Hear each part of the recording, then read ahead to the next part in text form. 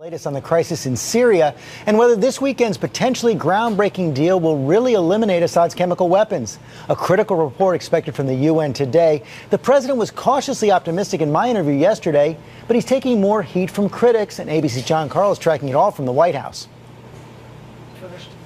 Intense negotiations with the Russians, John Kerry accomplished a big first step, getting them to agree that Syria must give a comprehensive accounting of all its chemical weapons within 1 week. Despite the tentative deal this morning, the president is still under fire from critics on all sides for how he's handled the crisis. In an exclusive interview with George on This Week, President Obama said he's made clear progress, even though he hasn't gotten support for military force. What I've said consistently throughout is that the chemical weapons issue is a problem. I want that problem dealt with. That's my goal. And if that goal is achieved, then it sounds to me like we did something right.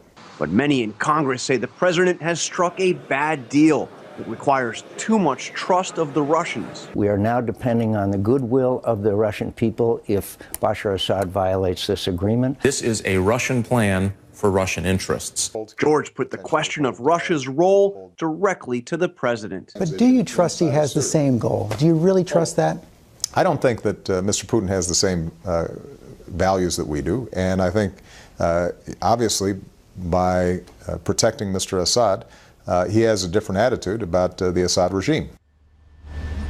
This morning, the UN is preparing to release its long-awaited report on that gruesome chemical weapons attack last month. It's a report, George, that won't assign blame, but the White House says will make it clear who was responsible, the Assad government. And John, the president refocusing on the economy today, markets surging overnight on the news that his top pick for Federal Reserve Chair Larry Summers is actually dropping out.